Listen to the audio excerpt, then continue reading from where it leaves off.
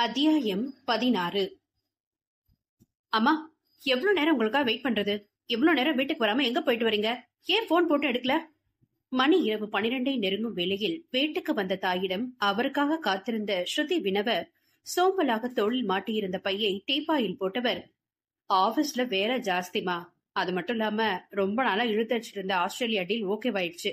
அதுக்கான பார்ட்டியை முடிச்சிட்டு வர லேட் ஆயிடுச்சு. சரி, உனக்கு போன் போட்டு சொல்லலான்னு பார்த்தா பார்ட்டி நடக்கிற இடத்துல ஒரு பிஸியான வேலையில மாட்டிக்கிட்டேன். சரி, அதை விடு, நீ போய் படுத்து தூங்கு ஸ்ருதி, லேட் ஆச்சு, எனக்கும் டயர்டா இருக்கு என்றவர் அவர் அறைக்கு சென்று விட்டார். போகும் தாயின் முதுகை விரித்த ஸ்ருதிக்கு ஏனோ இப்போதெல்லாம் சுகன்யாவின் செயல் வித்தியாசமாக பட்டது. முன்பெல்லாம் எத்தனை வேலை இருந்தாலும் சரியாக மாலை 6 மணிக்கெல்லாம் வீட்டுக்கு வந்து அவளையும் வீட்டையும் பொறுப்பாக பார்த்துக் கொள்வதோடு ஸ்ருதிக்கு நிறைய அறிவுரைகள் வழங்கி அவளுக்கு நல்லதை மட்டுமே சொல்லிக் கொடுத்து, அப்பா இல்லாத மகள் எங்கே தந்தை பாசத்துக்கு ஏங்கி விடுவாளோ என்ற கவலையில் பல வேலை தலைக்கு மேல் குவிந்து கிடக்கும் நிலையிலும் அவளோடு நேரம் செலவிட தவற மாட்டார். ஆனால் சமீபத்திய நாளில் இருந்தே ஸ்ருதியின் முகத்தை பார்த்து பேசக்கூட தயங்கி ஓடி ஒளியும் சுகன்யா அவளுக்கு புதிது. எத்தனை நேரம் அப்படியே அமர்ந்திருந்தாலோ சுகன்யா வருவதற்கு முன்பு வரை கண்ணை சுழட்டி அடித்த தூக்கம் இப்போது காணாமல் போய் ஹாலிலே நடைபயின்று கொண்டிருந்தவள் கிச்சன் சென்று அவளது தண்ணீர் பாட்டிலில் நீர் நிரப்பிக் கொண்டு அவள் அறைக்கு வந்தவள் உறக்கம் வராமல் பால்கனி கதவை திறந்து சென்று அங்கிருக்கும் பெரிய சைஸ் மூஞ்சரில் அமர்ந்து இதமாக வீசும் தென்றல் காற்றை சுவாசித்து ஆழ மூச்செடுத்து பலவித யோசனையில் ஊஞ்சல் ஆடிக்கொண்டிருக்க, அந்நேரம் அவள் அலைபேசி அடிக்கவும் யாரென எடுத்து பார்க்க ரேஷ்மா என்று வரவும், இவங்க எனக்கு போன் பண்ற இந்த நேரத்துல என்ற யோசனையுடன் அட்டன் செய்து காதில் வைத்தாள். ஹலோ என்று சொல்லும் முன்னே, ஹலோ ஸ்ருதி, எங்க இருந்தாலும் உடனே கிளம்பி பப்புக்கு வா பிளீஸ். எனக்கு இங்க ஒரு பிரச்சனைடி, என் மேல இருக்க கோபத்துல வராம விட்டுறாத ஸ்ருதி. அந்த பக்கம் பதட்டமாக ரேஷ்மா கெஞ்சவும், என்னதான் தோழிகள் மீது கோபம் இருந்தாலும் அவர்களுக்கு ஒன்று என்றதும் பதறியது நெஞ்சம். சரி ரேஷ்மா, நான் வரேன். ஆனா மணி என்ன ஆகுது? இன்னும் ஏன் நீ பப்ல இருக்க என்று இவள் கேட்கவும் அழைப்பு துண்டாகிவிட்டது. ச்ச என போனை காதில் இருந்து எடுத்தவள், இவ மட்டும்தான் தனியா இருக்காளா இல்ல இவ கூட அந்த சுஷ்மியா இருக்காளான்னு தெரியலையே, ஏன்தான் ரெண்டு இப்படி கெட்டு சீரழிதுங்களோ என்று வசைப்பாடியபடியே அவளது இருசக்கர வாகனத்தில் பயணித்துக் கொண்டிருந்தாள். அவளது ஓரளவு பெரியதான வீட்டில் அவளும் அவள் அன்னையும் மட்டுமே இருக்க யாரிடமும் சொல்லிவிட்டு வரவேண்டிய அவசியம் இல்லாமல் போனது. ஆளுக்கு ஒரு அறையில் இருப்பதால் நள்ளிரவு 1 மணியை நெருங்கி இருந்த வேளையிலும் வண்ண வண்ண விளக்குகள் எரிந்து கையில் மது கிண்ணத்தோடு ஆட்டம் பாட்டம் என்று ஆண்கள் பெண்கள் என அநாகரிகமான செயலோடு ஆடிக்கொண்டிருந்தனர் அந்த பப்பில்.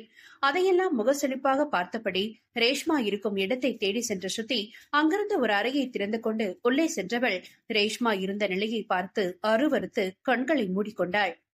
ஹே, என்ன கன்றாவிடி, இந்த கேடுகட்ட வேலையை பார்த்துட்டு தான் என்ன இங்க குட்டியா ரேஷ்மா? கோபம் தாழாமல் அவள் இருந்த நிலையை கண்டு சகித்துக் கொள்ள முடியாமல் பொற்களை கடித்தாள் ஸ்ருதி. புதிய ஆண் நண்பனோடு மது அருந்தியபடி கொஞ்சம் அதிகமாகவே ரூம் போட்டு பழகிவிட வெறிநாய் போல் அவளை எழுந்து நிற்க கூட முடியாத நிலையில் கடித்து கொதறிவிட்டு ஓடியிருந்தான். இப்ப ஏன் கோபப்படுற ஸ்ருதி? இதெல்லாம் ஒரு ஜாலி. இந்த வயசுல என்ஜாய் பண்ணாம வேற எப்ப பண்றது? நமக்கு முக்கியம் சேஃப்டி தான். அப்புறம் என்ன? முடியாத நிலையிலும் கேவலமாக பதிலளிக்கும் ரேஷ்மாவை முறைத்த ஸ்ருதி, உன்கிட்ட எல்லாம் பேசி ஒண்ணுமே ஆக போறதுல. ஆமா, உன் பெஸ்ட் ஃப்ரெண்ட்ஸ் எல்லாம் விட்டுட்டு எதுக்கு எனக்கு கால் செஞ்சு உயிர் எடுக்கிற? அவளை திட்டிக் கொண்டிருந்தாலும் ஆங்காங்கே வீசி எறியப்பட்ட அவளது உடைகளை எடுத்து அவள் அணிய உதவி செய்து கொண்டிருந்தாள் வெறுப்பாக. அதுவா ஸ்ருதி, முதல்ல இந்த சுஷ்மிக்கு தான் கால் போட்டேன். அவ மார்னிங் தான் அவளோட புது பாய் ஃப்ரெண்டோட கொடைக்கானல் கிளம்பி போனாலாம். அடுத்து நேத்ராவுக்கு கால் போட்டேன். அவ என்னடானா இனிமே எனக்கு கண்ட நேரத்துல போன் பண்ணினா கொன்னுடுவேன்னு மிரட்டுறா. அதான் உனக்கு போன் போட்டேன். என்ன இருந்தாலும் நீ ஸ்வீட் ஸ்ருதில, என்னதான் என் மேல கோவம் இருந்தாலும் எனக்கு உதவினதும் அன்டைம்னு கூட பார்க்காம ஓடி வந்த பாத்தியா, அங்க நிக்கிற. இனி நீ மட்டும் தான் என்னோட பெஸ்ட் ஃப்ரெண்ட் என்று அவள் கன்னத்தில் முத்தம் வைக்க, ஏய் சி வேக், என்ன கருமொண்டி பண்ற, தள்ளிப்போ எரிச்சலாக கத்தி அவள் முத்தமிட்ட கன்னத்தை அழுத்தமாக துரைத்துக் கொண்டவள் கண்டதையும் உளராம, முதல்ல இங்கிருந்து போலவா, எனக்கு அப்படியே கொமட்டிக்கிட்டு வருது என்ற முகம் சுழிக்க சொன்னவள் ரேஷ்மாவை கிளப்பிக் கொண்டு வெளியே வருவதற்குள் ஒரு வழியாகி போனாள். வெஸ்பாவை ஸ்டார்ட் செய்து அவளை பெண்ணால் அமரச் சொல்ல போதை தெளியாமல் எங்கே விழுந்து விடுவோமோ என்று இரு பக்கம் கால்கள் போட்டு அமர்ந்து ஸ்ருதியை இறுக்கமாக கட்டிக் கொண்டதும் அப்படியே சாலையில் அவளை உருட்டி தள்ளிவிட்டு சென்று விடலாமா என்றிருந்தது ஸ்ருதிக்கு. ரேஷ்மா, முதல்ல என்ன டச் பண்ணாம உட்கார, டென்ஷன் ஆகுது அவள் கோபமாக சொல்லியும் கேளாமல், நோ ஸ்ருதி, எனக்கு பயமா இருக்கு. எங்கேயாவது நான் கீழே விழுந்து கால் உடைச்சிட்டேனா நாளைக்கு என் புது பாய் ஃப்ரெண்ட் மீட் பண்ண முடியாம போயிடும். அதான் சேஃப்டிக்கு பிடிச்சுக்கிறேன். நீ வண்டியை ஸ்டார்ட் பண்ணு, நான் உன்னை பத்திரமா கீழே விழாம பிடிச்சுக்கிறேன். போதை தெளியாமல் குளறியவளை கண்டு தலையில் அடித்துக் கொண்டு அவள் வீட்டில் விடுவதற்காக வண்டியை கிளப்பிய நேரம் எங்கிருந்தோ வந்த BMW அவள் வண்டியை இடிப்பது போல் சறுக்கிக் கொண்டு வந்து அரையடி மட்டுமே உள்ள இடைவெளியில் சடன் பிரேக் போட்டு நின்றது. சட்டென இடிப்பதைப் போல கார் வரவும் பயந்து போய் இறுக்கமாக கண்களை மூடிக்கொண்ட ஸ்ருதி சில நிமிடம் கழித்தே மெதுவாக கண்களை திறந்து பார்த்தவளுக்கு அவளின் எதிரே நின்று அவளை முறைத்துக் கொண்டிருக்கும் நரேனை பார்த்து வெறுப்பாகி போனது. இந்த நேரத்துல நீங்க என்ன பண்ற? அங்கிருந்த பப்பை ஒரு பார்வை பார்த்துவிட்டு அவளிடம் விரைப்பாக வினவ அவனை நக்கலாக பார்த்தவள், உள்ள என் பாய் ஃப்ரெண்ட மீட் பண்ணிட்டு வரேன். ஏன் மிஸ்டர், உங்களுக்கு ஏதாவது பிரச்சனையா என்றதும் வந்த கோபத்தை கை முஷ்டியை இறுக மடக்கி அடக்கி கொண்டவள், என்ன திமிரா? கேட்ட கேள்விக்கு ஒழுங்கா பதில் சொல்லுடே. அவன் உரிம, என்ன கேள்வி கேட்க நீங்க யாரு? நான் எதுக்கு உங்களுக்கு பதில் சொல்லணும்? ஆமா, என்ன கேள்வி கேக்குறீங்க? சரி, நீங்க முதல்ல இந்த நேரத்துல இங்க என்ன பண்ணிட்டு இருக்கீங்க? அவளும் கோபம் கொண்டு எதிர, நான் ஆம்பளடி, எங்க வேணா இருப்ப, ஆனா நீ அப்படியா என்றபடி அவளை நெருக்கவும் அவள் அமர்ந்திருந்த வண்டி ஆடவும், ஸ்ருதி என்னடி வண்டியை இந்த ஆடுற? எனக்கு தெரியாம நீ மட்டும் சரக்கு போட்டியா? ரேஷ்மா வேறு ஒரு பக்கம் உளறி அவளை கட்டுப்பை கிளப்பி கொண்டிருக்க இவனும் நெருங்கவே முறைப்பாக அவனை கை நீட்டி வராதே என தடுத்து, நேரமாச்சு நரேன், நான் அவ வீட்டுல விட்டுட்டு நான் என் வீட்டுக்கு போகணும். தேவராம வழியை மறிச்சு பிரச்சனை பண்ணாம வழிவிடுங்க என்றாள் கராராக. ஏற்கனவே கட்சி மீட்டிங் அது இது என்று அன்றைய நாளை முழுக்க அவன் தந்தை எடுத்துக்கொண்டு எங்கே அவனை கொஞ்ச நேரம் விட்டாலும் கிடைக்கும் கேப்பில் புகுந்து எஸ் ஆகி விடுவானோ என்ற நினைப்பில் அன்றைய நாள் முழுவதும் அவனை அவர் கண்காணிப்பில் வைத்து எங்கும் நகர விடாமல் செய்ததோடு அவர் சொந்த வேலையை, அதான் பெண்களோடு ஜல்சா செய்ய ஆயத்தமான போதுதான் நரேன் நினைப்பு வந்து அப்போதுதான் அவனுக்கு விடுதலை கொடுத்து வீட்டுக்கு செல்ல அனுப்பி வைத்தார். அந்த டென்ஷனில் காரை எடுத்துக்கொண்டு வேகமாக பறந்து வந்தவன் கண்ணில் ஸ்ருதி பட்டதோடு அவள் திமிராக வேறு அவனை அலட்சியம் செய்து வெறுப்பேற்று பேசவும் அதிகரித்த கோபத்தோடு அவளை கண்டவன், வண்டியை விட்டு கீழ் இறங்கி 2 பேரும் ஏன் கூட வாங்க, நானே உங்களை வீட்டுல விட்டுட்டு போறேன். அவன் கேட்டது அனுமதி அல்ல, வந்துதான் ஆக வேண்டும் என்ற உறுதி. அதை நன்றாக உணர்ந்தவள், இவ்வளவு தூரம் வந்த எனக்கு திரும்ப போக தெரியாதா? உங்க உதவி எனக்கு ஒண்ணு வேணாம், நீங்க கிளம்புங்க என்றதுதான் தாமதம். அவளின் வெஸ்பாவின் 2 டயரும் பஞ்சர் ஆகியிருந்தது. வெறுப்பாக அவன் காரை ஓட்டுவதை பார்த்து கொண்டு அவன் அருகில் அமர்ந்திருந்த ஸ்ருதி, நினைச்சதை சாதிச்சிட்டீங்களா நரேன்? இதுக்கெல்லாம் நீங்க பதில் சொல்லி ஆகணும். விரல் நீட்டி மூச்சு வாங்க கத்தியவளை நக்கலாக பார்த்து கோணல் புன்னகை செந்தினானை தவிர்த்து பதில் பேசவில்லை. அவள் வரமாட்டேன் என்றதும் காரில் இருந்த பொறுமையான ஒன்றை வைத்து மின்னல் வேகத்தில் அவள் வண்டியை பஞ்சர் ஆக்கியது மட்டுமில்லாமல் ரேஷ்மாவை காரின் பின் சீட்டில் தூக்கி போட்டு ஸ்ருதியும் வேறு வழி இல்லாமல் அவனை முறைத்து திட்டி தீர்த்தபடி பின் சீட்டில் அமர போனவளின் கைப்பிடித்து இழுத்து அவனுக்கு அருகில் போட்டுக்கொண்டு வண்டியை கிளப்பி இருந்தான். அவன் செயலை நினைக்க நினைக்க எரிமலையாக உள்ளம் குமைய அமர்ந்திருப்பவளை மேலும் வெறுப்பேற்றவே எஃப்எம்ஐ ஆன் செய்த அந்நேரம் அதில் ஓடிய கட்டிப்போடி கட்டிப்போடிடா கண்ணாலா கண்டபடி கட்டிப்போடிடா எல்மா பாடலுக்கும் அந்த ஏகாந்த இரவின் குளுமையிலும் அவள் ஏறி இறங்கும் தொண்டை பகுதியில் உருண்டோடும் வியர்வை கண்டு, எந்த இடத்தில் சுகம் மிக அதிகம் கண்டுபிடிப்பேன் கண்டுபிடிப்பேன் கண்டுபிடிப்பேன், அந்த இடத்தில் நண்டு பிடிப்பேன் பாடலை முணுமுணுக்க திரும்பி அவனை முறைத்தவளின் தாடையிலிருந்து இறங்கிய வேர்வை துளி ஊஞ்சல் ஆடி சட்டென அபாயகரமான பள்ளத்தாக்கள் விழுந்ததைக் கண்டு பெருமூச்சு விட்டவன், கட்டிக்கவா ஒட்டிக்கவா கட்டிக்கவா ஒட்டிக்கவா கவா கவா மீண்டும் ஒரு மாதிரி குரலில் அவன் ராகம் இழுக்க, ஹலோ, கொஞ்சம் அந்த கர்மத்தை நிறுத்திட்டு கத்தாம வண்டியை ஓட்டுங்க, தலை வலிக்குது. அவன் கள்ள பார்வை மேயும் இடங்களை அறியாத பாவையோ அவனிடம் எரிந்து விழுந்தாள். இது போதாதென, ஆபரேட்டர் இப்ப ஓடின பாட்ட திரும்பவும் போடுமேன். தொட்டுக்கவா முட்டிக்கவா தொட்டுக்கவா முட்டிக்கவா கவா கவா கவா. அவன் விட்டத்திலிருந்து இவள் பாடை போதையில் எழுந்து கவர்ச்சியாக ஆட அதை கண்டு அதிர்ந்து போன ஸ்ருதி, ரேஷ்மா, இப்ப மட்டும் அமைதியை நீ உட்கார்ல, ஓடுற கார்ல இருந்து வெளியே தள்ளி விட்டுற பாத்துக்கோ. அவள் மிரட்டியதும் வாய் ஓயாது கவா கவா கவா. அதை விடாமல் பாடியவளை கண்டு எரிச்சலாக நரேனை முறைக்க, என்ன முறைச்சா நான் என்ன பண்றது? நான் கட்டிக்கவான்னு தான் பண்ணேன், அவதான் தொட்டுக்கவான்னு கேக்குறா. யார கேக்குறான்னு எனக்கு கொஞ்சம் கேட்டு சொல்ல. வந்து சிரிப்பை அடக்கிக் கொண்டு சீரியஸாக அவன் சொல்ல, என முகத்தை வெட்டி திருப்பியவள் வீடு வந்து சேரும் வரை அவன் முகத்தை பார்க்கவே இல்லை. ஆனால் கள்ள புனையோ சான்ஸ் கிடைத்த இடத்திலெல்லாம் பார்வை அலைகளை தொடுத்துக் கொண்டு காரை செலுத்தினான். அத்தியாயம் 17. ரேஷ்மாவை அவள் வீட்டில் இறக்கிவிட்டு ஸ்ருதியின் வீட்டை நோக்கி அவன் காரை செலுத்த கடுப்பாகி போனது அவளுக்கு. ஹலோ, இங்க என்ன ஸ்லோ ரேஸா நடக்குது? காரை உருட்டிட்டு போறீங்க. வேகமா போங்க, இல்லன்னா காரை நிறுத்துங்க. நீங்க கார் ஓட்ட ஸ்பீடுக்கு நான் நடந்து என் வீட்டுக்கு போய் சேர்ந்துருவேன் என்றதும் நடு வீதி என்றும் பாராமல் கார் சடன் பிரேக் போட்டு நின்றது. அவனை புரியாமல் பார்த்த ஸ்ருதி, இப்ப என்னாச்சு என்றாள் வெறுப்பாக. இன்னையோட உனக்கு எனக்கு இருக்க கணக்க மொத்தமா தீத்துக்கதான் கார் ஸ்டாப் ஆச்சு. அவன் குரல் மாறுதலை கண்டு, என்ன நரேன், உங்க பேச்சில் ஒரு மாதிரி மாறுது? ஆமாடி, அப்படித்தான் மாறும். உன்ன நான் என் கண்ணுல படக்கூடாதுன்னு சொல்லியிருந்தேன். திரும்ப திரும்ப எதுக்கடி என் முன்னாடி வந்த? அதுவரை இருந்த இயல்பான முகம் மறைந்து அவள் மீது உள்ள வெறுப்பில் கோபத்தை தத்தெடுத்தது அவன் முகம். அவன் முகம் மாறுதலை உணர்ந்த நொடி எச்சில் விழுங்கியவளுக்கு, எந்த நேரத்தில் இவனிடம் வந்து தெரியாத்தனமாக மாட்டிக்கொண்டவே என்று நொந்து போனவள் இதற்கெல்லாம் காரணமான ரேஷ்மாவை மனதில் நன்கு திட்டி தீர்த்து, நானா உங்க முன்னாடி வரல மிஸ்டர், நீங்க தான் எங்க போனாலும் அங்க வரீங்க. எனிவே காரை நிப்பாட்டினதுக்கு ரொம்ப தேங்க்ஸ். நான் இங்கிருந்து நடந்தே என் வீட்டுக்கு போய்ப்பேன் என்றபடி கார் கதவை திறக்க முயற்சிக்க, அதுவோ நரேன் புண்ணியத்தில் லாக்கில் இருந்தது. என்ன ஓபன் பண்ண முடியலையா? அவன் நக்கல் கேள்வியில் முறைத்த ஸ்ருதி, உங்களுக்கு என்னதான் பிரச்சனை நரேன்? எதுக்காக என்கிட்ட அடிக்கடி வம்பு பண்றீங்க? நான் தான் உங்களை கண்டாலே ஒதுக்கி போறேனே, திரும்ப திரும்ப ஏன் என்ன தொந்தரவு செய்றீங்க? கோபத்தில் வெடித்தவளின் தாடையை இறுக பிடித்து அவன் முகத்துக்கு நேராக இழுத்து, ஏன் நான் கேக்குற? ஏன்னா நீ எவ்வளவு சுமத்தின பழிய என்னால மறக்க முடியலடி. எப்படி நான் உன்னை பலவந்தப்படுத்த முயற்சி செஞ்சேன் தானே அன்னைக்கு அந்த ஹோட்டல் முழுக்க கத்தி கல்லாட்ட செஞ்சு என்ன அத்தனை பேர் முன்னாடி அசிங்கப்படுத்தின. என் கூட பிசினஸ் பேச வந்த டீலர்ஸ் எல்லாம் என்னை கேவலமா பாத்துட்டு போனாங்க. எத்தனை முறை சொன்னேன்னு அதை செய்யலன்னு காது கொடுத்து கேட்டியாடி? நீ உன்னை ஒவ்வொரு முறையும் பார்க்கும்போது அப்படியே கொண்டு போடுற வெறி வருதுடி. அத்தனை கிட்டத்தில் கோபத்தில் குதித்த அவன் முகத்தை கண்டு பயத்தில் உடல் நடுங்கினாலும் இன்னமும் அன்று அவளிடம் தவறாக நடந்து கொள்ள முயற்சி செய்தது அவன்தான் என்று அவள் உறுதியாக நம்பி அவன் கையை முழு வீச்சில் தட்டி விட்டவள், எனக்கு நல்லா தெரியும் நரேன், அன்னைக்கு நீங்க தான் என்கிட்ட போர்ஸ் பண்ணி தப்பா நடந்துக்க பார்த்தது. கூட்ட கூடனது எங்க மாட்டிக்க போறோன்னு பயத்துல நான் இல்லன்னு நாடகம் ஆடி தப்பிக்க பார்த்தது கூட. அவள் சொல்லி முடிக்கவில்லை. ஏய் என்ற உருமலில் பயந்து கார் கதவோடு ஒட்டி கொண்டவளை கண்கள் சிவக்க கண்டவள், நான் அதை செய்யலன்னு எத்தனை முறை சொல்றதுரே? உன் காதுல விழுதா இல்லையாடி?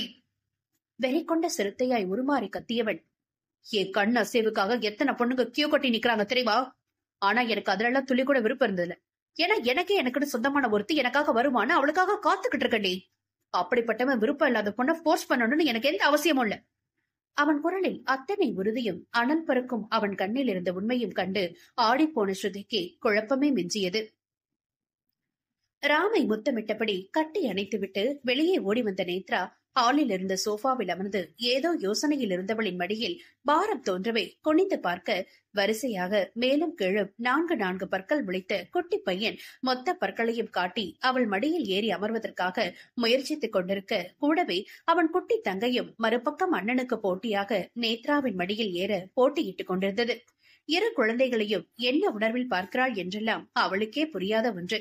இதுவரை அவளுக்கு நினைவு தெரிந்து எந்த ஒரு குழந்தைகளையும் தூக்கியது என்ன, ஆசையாக பார்த்தது கூட இல்லை. அப்படி இருக்க 2 ஆண்டுகளும் அவள் உடையை கசக்கி ஜொல்லு விட்டபடி என மழலை குரலில் சத்தம் எழுப்பி ஒற்றை காலை வேறு தூக்கி அவள் மடியில் வைத்து சறுக்கி விட்டபடி விளையாடி கொண்டிருக்க, அதை கண்டு சே என முகத்தை அஷ்ட கோணலாக்கி, ஏ போ, என் ட்ரெஸ் பிடிச்சு அழுக்கு செய்யாத தள்ளு என 2 பிள்ளைகளின் கைகளையும் சேர்த்து பிடித்து அவளை விட்டு தள்ளி நிறுத்தியவள், சே என் ட்ரெஸ்ல அப்படி ஸ்பாயில் பண்ணிடுச்சுங்களே குட்டி சாத்தானுங்க. வாய் விட்டே புலம்பியவள், ஹேய் இனிமே 2 பேரும் என் பக்கத்துல வரவே கூடாது, முக்கியமா என்ன டச் பண்ணக்கூடாது, புரிஞ்சுதா? என்னவோ பெரிய பிள்ளைகளிடம் சொல்வது போல குழந்தைகளிடம் விரல் நீட்டி கோபமாக எச்சரித்து விட்டு மீண்டும் ராம் அறைக்கே சென்று விட்டாள். குழந்தைகளுக்கு பால் எடுத்துக் கொண்டு வந்த பணிக்கு மிரட்டி பேசிய நேத்ராவின் சத்தம் நன்றாக கேட்டுவிட கோபமும் அழுகையும் ஒரு சேர வந்து விட்டது.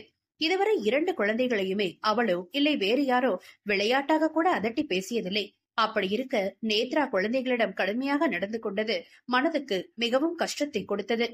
ஓடி சென்று பிள்ளைகளை தன்னோடு கண்கலங்க அணைத்து முத்தமிட்ட பணி, என் தங்க குட்டிங்க, நேத்ரா திட்டால உன்ன என மிரண்டு போய் இருந்த குழந்தைகளிடம் கொஞ்சம் கேட்க, அவர்களுக்கு என்ன புரிந்ததோ நேத்ரா சென்ற திசையை காட்டி ஏதேதோ மழலையில் மொழிய பெஞ்சி கைகளை பிடித்து முத்தம் வைத்தவள், சரி அம்மா உங்களுக்கு பால் கொண்டு வந்திருக்கே, குடிச்சிட்டு தூங்கலாமா என்ற 2 பிள்ளைகளுக்கும் பால் கொடுத்து உறங்க வைத்து தட்டி கொடுத்து கொண்டிருக்க, பெரிய பிள்ளையை வலிய கரம் வளைத்துக் கொண்டது. விழிமா என்னடி யோசனையில இருக்க? நான் வந்தது கூட தெரியாத அளவுக்கு அவளை ஒட்டி படுத்து அவள் காதில் கிசுகிசுக்க, வருண் நீயா? நான் பயந்தே போயிட்டேன். ஏன் இப்போ இப்படி திருட நாட்ட நைசா வந்து கட்டிப்பிடிக்கிற? மூக்கு விடைக்க அவனிடம் மல்லுக்கு நின்ற விழியை சிறு சிரிப்போடு கண்டு, என்னத்தை என்கிட்ட மறைக்க அந்த டிராமா விழி? அவன் துளையிடும் பார்வையில் தடுமாறி போனவள், "ஒ- ஒ- ஒண்ணும் இல்லையே, ஒண்ணும் இல்ல வரும்" என்றவளை ஆழ பார்வை பார்த்து, எனக்கு எல்லாம் தெரியும் விழி, உனக்கு தெரியாத பல விஷயங்களும் கூட என்பதை மட்டும் மனதில் நினைத்து அவள் அதிர்ந்த முகத்தை கண்டு, நேத்ரா குழந்தைங்க கிட்ட நடந்துகிட்ட விதம் ரொம்ப தப்பு. எனக்கே அவ்வளவு கோவம் வந்துச்சு. என்ன இருந்தாலும் இப்ப அவ ராம் மனைவி. அந்த ஒரு விஷயத்துக்காக மட்டும்தான் பல்ல கடிச்சுக்கிட்டு பொறுத்துட்டு வந்தேன். இல்லன்னு வையே. அவள் இடையிலிருந்து அவன் இரும்பு கரம் இறுக்கமாவதிலேயே அவன் கோபம் உணர்ந்த பணி, பரு, இப்ப ஏன் இவ்வளவு கோவப்படுற? அவளுக்கு இதெல்லாம் புதுசா கூட இருக்கலாம் இல்லையா? அவ நார்மலாவே சிடுசிடுதான் இருப்பா. அதனால இதெல்லாம் நினைச்சு கோவப்படாத வரும். கணவனை சமாதானம் செய்ய அவளையும் அறியாது அவனோடு நெருங்கி பிடித்து அழுத்தமாக அவன் கண்ணம் தடவி சொல்லவும், எங்கே போனதோ அவன் கோபம். கோபம் தடம் தெரியாத அழிந்த அவன் முகத்தில் மோகம் ஒட்டிக்கொள்ள அதை உணர்ந்து வெட்கி போன பனிவழியின் பனி இதழை முற்றுகையிட்டு அவனுக்கு அடிமையாக்கியவன் அவன் கைகள் கோலமிட அவள் வெண்மேனி முழுக்க சிவப்பு நிற வண்ண கோலமாய் மாறி ஆடவனை கிறக்கமேற்றியது. இன்னும் ராம் குளித்துக் கொண்டு இருப்பதை பார்த்த நேத்ரா அவன் வருவதற்குள் படுத்து விடலாம் என நினைத்து படுக்கையில் விழுந்தவளுக்கு உறக்கம்தான் வருவேனா என்றிருந்தது. நிம்மதியாக இரவில் படுத்துறங்கி 1 வருட காலம் ஆகிவிட்டது. தினம் இரவில் அவளை தூங்க விடாது செய்கிறது பயங்கரமான பேய் குரல். அப்படியே அவள் உறங்கிவிட்டாள். கழுத்தில் ஏறி மிதிக்கும் கொடூர உருவம் ஒன்று. எப்போதாவது ஓவர் குஷியில் நண்பர்களோடு இருக்கும் சமயம் மட்டும் ஒரு ஜாலிக்காக ஒரு பெக் அடிப்பவள் நாளடைவில் உறக்கத்திற்காகவும் அந்த பேய் குரல் தன் காதில் விழக்கூடாது என்பதற்காகவும் கொடியை பழகி கொண்டாள். ராம் வீட்டிற்கு வந்ததிலிருந்தே குடிக்கவில்லை, உறக்கமும் வரவில்லை. மீறி உறங்கினாள். துரத்தி வரும் துயரம் விடாமல் அவளை துரைத்து வருகிறதே.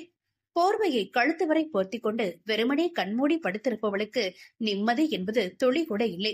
எதற்காக இந்த திருமண நாடகம் என்பது அவள் மனதுக்கு மட்டுமே அறிந்த உண்மையும் கூட. இன்னும் 3 மாத காலத்திற்குள் ராமுடன் தான் முழுதாக இணைய வேண்டும். எப்படி என்ற கேள்வி மட்டுமே அவள் மூளையை குடைந்து கொண்டிருக்க, ஏய், என் பெட்ல எதுக்கு நீ படுத்திருக்க? ராமின் கோபக்குரலில் பதட்டமில்லாமல் கண் திறந்து அவனை கண்டவள், இனி உங்களோட பெட்ல உங்க கூட தான் படுப்பேனா? கல்யாணம் ஆகி இன்னும் நம்ம தனித்தனியா பிரிஞ்சிருக்கிறது எனக்கு என்னமோ சரியா படல. அதனால இனியாச்சு என்னோட சேர்ந்து வாழ பாருங்க. அட்லீஸ்ட் என் கூட ஒரே பெட்ல படுக்க வச்சு செய்யுங்க. அதுதான் ஒரு நல்ல புருஷனுக்கு அழகு.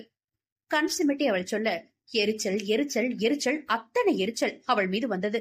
இதுவே அவன் மனதில் அவள் மீது சிறு மதிப்பு இருந்திருந்தால் கூட அவள் அழகாக செய்யும் சிறு சிறு முக பாவனைகளையும் ரசிக்க தோன்றியிருக்கும்.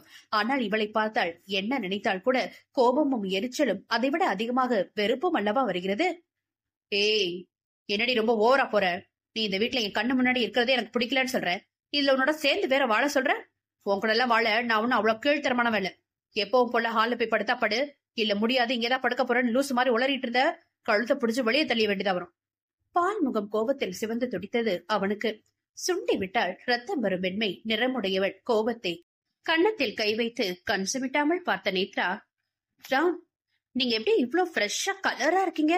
அப்படியே உங்களை கட்டிச்சு சாப்பிடலாம் போல இருக்கு என்றபடி அவனிடம் நெருங்கி வந்தவள் சட்டென அவன் கண்ணம் பிடித்து ஆட்டி, சோ கியூட் மில்கி பாய் எம்பி அவன் கன்னத்தில் முத்தம் வைத்த மறுநொடி ஒரு மூலையில் விழுந்து கிடந்தாள் ராம் அடித்த அடியில். கன்னத்தில் கை வைத்து நிலை குத்திய பார்வையால் எந்த உணர்வையும் வெளிக்காட்டாது அவனையே அவள் பார்த்திருக்க அற்ப பார்வை அவள் மீது வீசியவன் ஒற்றை விரலை அவள் முகத்துக்கு நேராக நீட்டி சீரும் சிறுத்தையாக கோபத்தில் கண்கள் துடிக்க கண்டவன், இது தாண்டி உனக்கு கடைசி. திரும்ப திரும்ப என்கிட்ட இப்படி கேவலமா நடந்துகிட்ட வெட்டி போட்டுருவேன். தாடை இருக கர்ஜனை செய்தவன் மெத்தையில் சற்று நேரம் முன் அவள் படுத்திருந்த மெத்தை விரிப்பை இழுத்து தரையில் போட்டு வெறும் மெத்தையில் படுத்து கண்களை மூடிக்கொண்டவனுக்கு நேத்ராவால் நாளுக்கு நாள் நிம்மதி பறிபோனது. ஆனால் அவனுக்கு தெரியாத ஒன்று, அவன் பறிபோன நிம்மதி முழுதாக அவனுக்கே திருப்பிக் கொடுக்கவே எந்த பெண்ணும் செய்ய துணியாத மாபெரும் செயலை நேத்ரா அவனுக்காக செய்ய துணிய போகிறாள் என்றதுதான். அவன் கொட்ட கொட்ட குனிந்து வாங்கிக் கொள்ளும் ரகம் இல்லை அவள். மீறி வாங்கிக் கொள்கிறாள் என்றால் காரணம் என்னவோ மிக பெரிது என்பதால் மட்டும்தான். இத்தனைக்கும் அவன் மீது காதல், அன்பு, அக்கறையெல்லாம் இருக்கிறதா என்று கேட்டால் நிச்சயம் இல்லை. சர்வேஷை காதல் செய்தாள். ஆனால் அதுவும் சிறிது நாளிலேயே பட்டு போய்விட்டது. அவள் தோழிகளுடன் உடலளவில் அவன் நெருங்கி பழகியதை பார்த்த பின்பு சுதந்திர பறவை அவளுக்கு ஒருவனுக்கு ஒருத்தி என்ற பாலிசி நன்கு தெரியும். அதனால் அவனை எளிதில் மறந்துவிட்ட பிறகு தான் தெரிந்தது உண்மையான காதல் என்றால் இத்தனை எளிதில் காதலை போரை மறந்துவிட முடியாது என்பதை. இமை மூடிய விழிகளில் கண்மணிகள் உருள ஒற்றை கையை பாதி முகத்தை மறைத்தது போல் வைத்து வெகுநேரம் உறங்காமல் படுத்திருந்தவன் நெஞ்சில் பாரம் கூட என்ன நினைத்தானோ, தன் நெஞ்சில் இருந்தவளை இறுக அணைத்து அவள் வாசம் இழுத்தவள், தீஷா என்று தானாக அவன் உதடுகள் முணுமுணுத்து அவள் நெற்றியில் மென்முத்தம் பதித்தவன், எங்கடி எங்கடி போன என்னை விட்டு? நீ இல்லாம ரொம்ப கொடுமையா இருக்கு தங்கம். இப்படியே காலம் முழுக்க என்னோட இருந்துரு தேசுமா.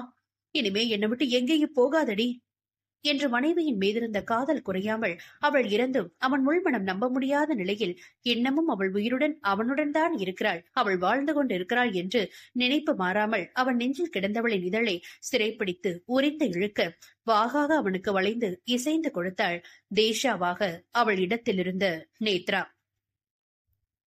அத்தியாயம் 18. அவனாக முழு காதலோடு கொடுக்கும் இதழ் முத்தம். ஆனால் அவள் மீதான காதல் இல்லையே. அவன் உயிர் முதல் ஆவி வரை அவன் நினைவுகளில் கலந்திருக்கும் அவன் காதல் மனைவி தேஷாவிற்காக அவளை நினைத்துக் கொண்டு கொடுக்கும் இதழ் முத்தம். அவன் பிடரி பற்றி அவனுக்கு வாகாக இசைந்து கொடுக்கும் நேத்ராவின் மீது அவள் வாசம் எப்படி சாத்தியம்? வார்த்தைக்கு வார்த்தை தேஷா அவன் மூச்சிலும் கலந்தவள் அவள் ஒருத்தி மட்டுமே. ஆனால் நேத்ராவை எப்படி மனமுவந்து முத்தமிடுகிறான்? அவன் அருகில் இருப்பது தேஷாவா நேத்ராவா? என்று அவளின் முனகல் சத்தமெல்லாம் அவன் உதட்டினுள் கரைந்து போக, அப்பப்பா எத்தனை காதல் அவன் முத்தத்தில் என்று அதிசயித்து போனாள். அவன் அருகில் இருக்கும் பெண். ஆனால் அவள் இமையோரம் வழியும் கண்ணீரின் காரணம் ஏனோ? தேஷாவோ அல்லது நேத்ராவோ இரண்டு பெண்களுக்குமே கணவன் ராம். அவனோடு இணைய இருவருக்குமே பரிபூரண சம்மதம். ஆனால் ஒருத்திக்கு மட்டும்தான் அவனோடு இணைந்து வாழ அனுமதி.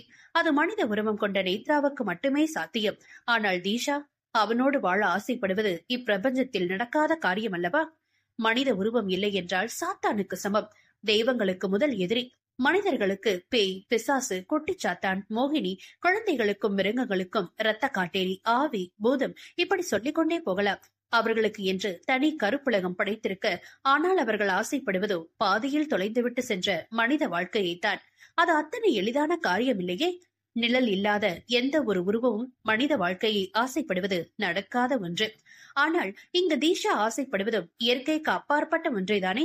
உயிருடன் இருக்கும் போதும் உயிருக்கு உயிராக காதலித்து திருமணம் செய்து கொண்ட கணவனோடு இன்பமாக வாழ்ந்த வாழ்க்கை நிலைக்கவில்லை. சதிகாரர்களின் கொடூர செயலால் பறிபோன வாழ்க்கை மீண்டும் தனக்கு வேண்டும் என்று நினைக்கிறாள். அதற்காக அவள் செய்ய போகும் காரியங்கள் ராமுக்கு நிம்மதி தருமா? பொறுத்திருந்து பார்ப்போம். சூறை காற்று போல் வெளியே சுழற்றி அடிக்கும் காற்றில் சாத்தி இருந்த ஜன்னல் கதவுகள் படபடவட அடித்துக் கொண்டு வெள்ளை திரைசீலைகள் எல்லாம் அறுத்து போகும் நிலையில் காற்றில் அலைமோத விளக்குகள் மின்னி மின்னி எரிய மேஜை மீதிருந்த பொருட்கள் எல்லாம் நிலநடுக்கம் வந்தது போல் அதிர்வு பெற்று மெல்ல மெல்ல நகர்ந்து கொண்டிருக்க இதை எதுவும் உணராத இருவரும் மொத்த கடலில் மூழ்கி இருந்தனர். என்ற பெருத்த அலறல் சத்தம்.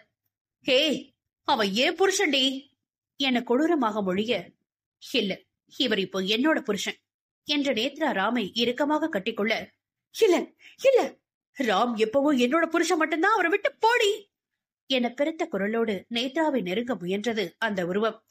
கிட்ட வராத, இவர் இனிமே எனக்கு மட்டும்தான் புருஷன், நீ வாழ்ந்து முடிச்சிட்ட, இவரை ஏன் கிட்ட கொடுத்துட்டு போயிடு என்றவள் கரம் ராமை நன்றாக தன்னோடு புதைத்துக் கொண்டது. நோ, அப்படி நடக்கவே கொடுக்காது, நடக்காது. ராம் என்னைக்கும் எனக்கு மட்டும்தான் புருஷன். என் புருஷனை யாருக்கும் விட்டு கொடுக்க மாட்டேன். உனக்கும் அவருக்கும் எந்த ஒரு சம்மந்தமும் இல்ல. சொல்ல போனா நான் என் ராம விட்டு பிரிஞ்சதுக்கு நீயும் ஒரு காரணம்டி. எல்லாரும் சேர்ந்து என் ராமோட வாழ விடாம என்ன அநியாயமா கொண்டுட்டீங்களே. உன்னை சும்மா விட மாட்டேன், உன்னை சும்மா விட மாட்டேன், உன்னை இப்பவே கொல்றேன்டி அலற வைக்கும் குரல். இல்ல வேணாம், கிட்ட வராத, என்னை ராமோட வாழ விடு. நேத்ரா கத்த இரு விழியில் இருந்தும் இரத்த கண்ணீர் வழிந்து தரையெங்கும் சொட்டு சொட்டாய் கொட்ட முகங்கள் யாவும் பார்ப்பதற்கு கர்ண கொடூரமாய் சதைகள் பெய்ந்து கிழிந்து தொங்கும் காயங்களும் உடல் முழுக்க தேயில் கருகிய உருவம் ஒன்று ராமுடன் தன் இதழ் கோர்த்து அவளின் உயிர் மூச்சை கலந்து கொண்டிருந்தவளின் தலைமுடியை எரிந்து போன கைகளால் ரத்தம் சொட்ட பற்றி பெரும் சத்தத்தோடு சுவற்றில் தூக்கி வீசப்பட்டாள்.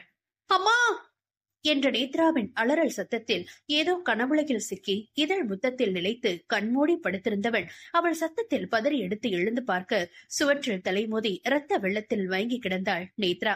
அவளை அந்நிலையில் கண்டு அதிர்ந்து போனவள் அவனுள் இருக்கும் மனிதாபிமானம் அடிப்படையில் அவளை தூக்கி வந்து மெத்தையில் கிடத்தி, ஹே ஹே நேத்ரா என அவள் கண்ணம் தட்ட, பிளீஸ் என் ராம என்கிட்ட கொடுத்துடு.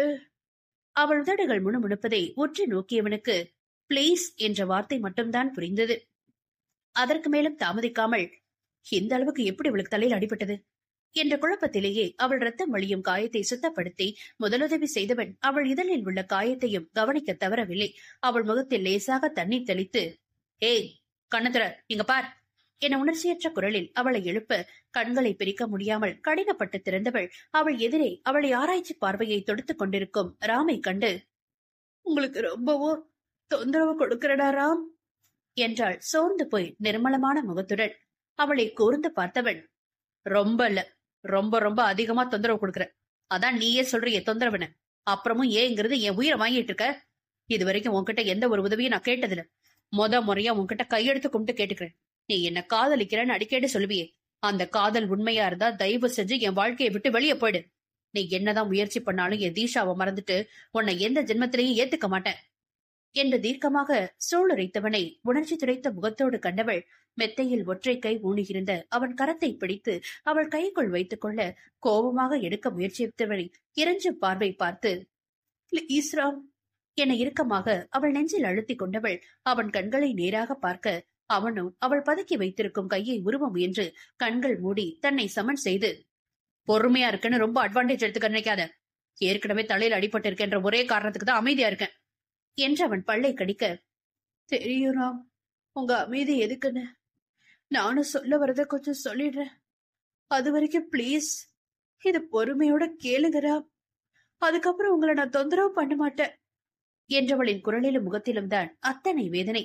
அவள் வேதனை உணர்ந்தானோ என்னவோ சற்று அமைதி படைந்து ஆழ்ந்த மூச்செடுத்து, சொல்லு, ஆனா என் கையை விட்டுட்டு சொல்லு என்று அவள் நெஞ்சில் பதுங்கி வைத்திருக்கும் அவன் கையை மீண்டும் உருவ பார்க்க இன்னும் அழுத்தமாக அவள் மென்மையில் புதைந்து பதுங்கியது அவன் கரம். அதில் அவளை வெறியாக முறைக்க, நான் பேசி முடிக்கிற வரைக்கும் இங்கே இருக்கட்டும் ராம் என்றவள் அவள் பேசத் தொடங்கும் முன் சுற்றி முற்றி ஒரு ஆராய்ச்சி பார்வை பார்த்து அவன் கையில் கட்டியிருந்த சிகப்பு கயிற்றில் அவள் கழுத்தில் இருக்கும் பொன் தாலியை எடுத்து அவன் காற்றில் வைத்து நன்றாக அழுத்தி பிடித்துக் கொண்டவள் பெருமூச்சு விட அவள் செயலை விசித்திரமாக கண்டராம். ஏய், என்ன பேசணும்னு சொல்லிட்டு லூசுத்தனமா என்னனோ பண்ணிட்டு இருக்க? அவன் உதட்டை மடித்து உரும, எல்லா காரணமாதான் ராம், பிளீஸ் கொஞ்சம் அமைதியா இருங்க என்றவள் நிதானமாக கண்மூடி திறந்து, நிச்சயமா நீங்களே என் கூட என்ன இருன்னு சொன்னாலும் நான் உங்களோட இருக்க மாட்டேன் ராம் என்றவளை சலனமின்றி பார்த்தான் அவள். மேலும் தொடர்ந்தவள், எதுக்குன்னு எந்த கேள்வி கேட்காதீங்க, நீங்க கேட்கவும் மாட்டீங்க.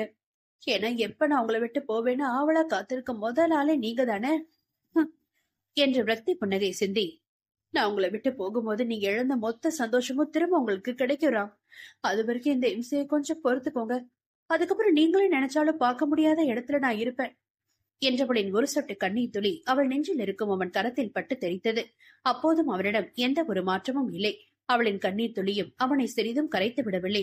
அதே உணர்ச்சி துடைத்த பார்வை அவள் மீது. நான் போறதுக்குள்ள உங்ககிட்ட எனக்கு ஒரே ஒரு ஆசை மட்டும்தான் இருக்கு, அதை மட்டும் நிறைவேற்றி கொடுங்கறா. அப்புறம் உங்களை எந்த ஒரு சூழ்நிலையும் தொந்தரவு பண்ணவே மாட்டேன்.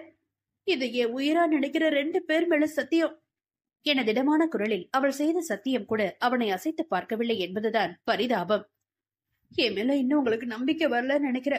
உங்க நம்பிக்கையை பெற நான் என்ன செய்யணும்ரா? அவனை கோர்ந்து பார்த்து வினவ, அது வரைக்கும் பால்கனி இருக்குல்ல, அங்கிருந்து குதிச்சு காட்டு என்றான் நக்கலாக. ஏனா நான் செய்ய மாட்டேன்னு நினைக்கிறீங்களா என்றவளை நினைத்ததை சாதிக்கும் பிடிவாத குணம் அறியாதவனோ, முதல்ல செஞ்சு காட்டு, அப்புறம் நீ உயிரோட இருந்தா என்கிட்ட வந்து பேசு, நீ சொல்றத நான் கேக்குறேன் அலட்சிய துணியில் அவன் சொல்ல, நீங்க சொன்ன வாக்க மீற மாட்டீங்க தானே மீண்டும் உறுதி செய்ய தெரித்த விழிகளுடன் அவள் கேட்க அவனோ, முதல்ல குதிச்சுட்டு வந்து பேசு இகழ்ச்சியாக கூறி பட்டன அவன் கையை உருவிக்கொண்டு சோஃபாவில் கண்கள் மூடி படுத்துவிட்ட 2 நிமிடங்களில் ஏதோ ஒன்று உயரத்திலிருந்து அலறலுடன் குதிக்கும் சத்தம். அவன் சொன்னதைப் போலவே பால்கனியிலிருந்து குதித்து இரத்த வெள்ளத்தில் மிதந்து கண்கள் பாதி திறந்து உயிர் துறக்கும் நிலையில் அவள் துடிப்பான அவன். அத்தியாயம் 19. மருத்துவமனையில் தீவிர சிகிச்சை பிரிவில் உயிருக்கு ஊசலாடும் நிலையில் அனுமதிக்கப்பட்டிருந்தாள் நேத்ரா. இரவு அவளை தூக்கி வந்து இப்போது நன்றாக விடிந்தும் விட்டது. இன்னும் அவள் நிலை என்ன என்பதை பற்றிய பதிலேதும் சொல்லாமல் மருத்துவர்கள் அவசர கதியில் நேத்ராவுக்கு சிகிச்சை அளித்துக் கொண்டிருக்க வெளியே ராம் ரத்தம் காய்ந்த உடையோடு இருக்கையில் சாய்ந்து கண்மூடி அமர்ந்திருந்தான். அவனை சுற்றியும் வர்மன், பனி, பத்மா, குழந்தைகள் என நேத்ராவுக்கு எப்படி இப்படி ஒரு அசம்பாவிதம் ஆனது என்று ஒன்றும் புரியாத நிலையில் ராமிடம் கேட்டும் அவன் வாய் திறப்பது போல் தெரியாததால் அவளுக்கு என்ன ஆனதோ என்ற கவலையில் இருந்தனர். பத்மா ஒரு பக்கம் நேத்ராவை நினைத்து கண்ணீரில் கரைய, வரும் என்ன நடந்திருக்கு வரும்? நேத்ரா எப்படி பால்கனில இருந்து கீழே குதிச்சா? அவ குதிக்கிற வரைக்கும் மாமா என்ன பண்ணிட்டு இருந்தாரு? பாவம் வரும். அவளது நிலைமையில பார்த்தது எனக்கு தீஷா ஞாபகம் தான் வந்துருச்சு. அவளும் இப்படிதான் அன்னைக்கு மாடியில இருந்து வெள்ளத்துல சுயநினைவே இல்லாம கிடந்தா. கடைசி வரை கண்ண திறக்காமலே எல்லாரையும் விட்டு போயிட்டா. இன்னைக்கு அதே நிலைமையில் நேத்ரா அவளை என்னால பார்க்கவே முடியல வரும் என கணவனின் நெஞ்சில் சாய்ந்து பனி அழுது கரைய, வர்மனும் அழுத்தமான பார்வை ஒன்றை நண்பன் மீது வீசி, விழி, நீ இப்படி எமோஷனல் ஆகிறதும் உடம்புக்கு நல்லதில்ல. கண்டதையும் நினைச்சு மனசு போட்டு குழப்பிக்காம இங்க உட்கார்ந்துரு. மெதுவா என்ன நடந்துச்சுன்னு ராம் கிட்ட கேட்டு சொல்றேன் என்றவன் மனைவியை விடுத்து ராம் அருகில் சென்றான். சுவற்றில் தலை சாய்த்து விட்டத்தை வெறித்துக் கொண்டிருந்தவன் தோள் மீது அழுத்தமாக வர்மன் கரம் பதிக்க எந்த ஒரு உணர்வுமின்றி வர்மனை பார்த்தான் ராம். என்ன நடந்துச்சு? நேத்ரா இப்படி ஒரு கோழத்தனமான முடிவெடுக்கிற பொண்ணு இல்லையே. மீறி அவ இப்படி பண்ணிருக்கானா? உங்களுக்குள்ள ஏதாவது நடந்திருக்கணும். சொல்லு ராம், நீ ஏதாவது கோபத்துல ஏடா கூடமோ வார்த்தையை விட்டியா என்றான் ஆராய்ச்சி பார்வையோடு. ஆழ்ந்த மூச்செடுத்த ராமோ ஆம் என தலையசைத்தவன் நினைவுகள் யாவும் இரவு நடந்த நிகழ்வுக்கு சென்றது. தீஷாவின் வாசனை திரவியத்தை மேல் பூசி ராமிடம் நெருங்கவும் மனைவியின் வாசனையில் அவன் நினைவில் இருந்தவள். தீஷா என அவன் பெயரை புலம்பி நேத்ராவை இழுத்து முத்தமிட உயிரோடு இருப்பவளின் மனம்தான் சிக்கலாகி போனது. இருந்தும் நினைத்ததை நிறைவேற்ற வேறு வழி இல்லாமல் அவன் முத்தத்தில் கசிந்துருக்கிக் கொண்டிருந்தவளை உருவமில்லாத ஒருத்தி தூக்கி எறிந்த பின் அவள் தலையில் மறைந்திட்டு நேத்ராவிடம் ஏதோ கோபத்திலும் அவள் மீது உள்ள வெறுப்பிலும் அவள் எங்கு கீழே குதிக்கப் போகிறாள் என்ற நினைப்பில் முட்டாள்தனமாக பால்கனியிலிருந்து கீழே குதித்து திரும்ப உயிருடன் வந்த பிறகு என்னிடம் பேசு, நீ சொல்வதை நான் கேட்கிறேன் என்னும் விதமாக சொல்லி சென்று கண்மூடி படுத்துக் கொண்டான் ராம். அவன் அப்படி சொன்னதும் தெரித்த விழிகளால் அவனையே கோர்ந்து பார்த்த நேத்ரா, இதுவரைக்கும் நான் நினைச்ச காரியங்கள் எதையும் முடிக்காம விட்டதில்ல ராம். நீங்க நான் சொல்ல போற விஷயத்த கேட்க இதுதான் வழின்னு சொன்னதுக்கு அப்புறம் அத நான் செய்யாம இருப்பேனா? இன்னும் நீங்க இந்த நேத்ராவை பத்தி ஒன்னும் தெரிஞ்சுக்காம இருக்கீங்களே என்ற கோணல் சிரிப்புடன் எழுந்து பால்கனிக்கு சென்று கைப்பிடியில் ஏறி நின்றவள் நொடியும் யோசிக்காமல் பொத்தென கீழே குதித்திருந்தாள். குதிக்கும் போது அவளையும் அறியாமல் போட்ட சத்தம்தான் என்னும் அலறலும் கீழே விழுந்த பெருத்த சத்தமும்.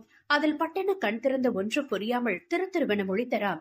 ஏதோ விபரீதம் என்பதை உணர்ந்து நேத்ரா படுத்திருந்த படுக்கையை பார்த்து அங்கு அவள் இல்லாமல் போகவே எதையும் வேகமாக துடிக்க ஓடினாள் பால்கனி நோக்கி. வெள்ளை தெருவிளக்கின் வெளிச்சத்தில் நன்றாகவே தெரிந்தது. அவள் இரத்த கிளறியாக கவுத்தடித்து விழுந்து கிடந்தது.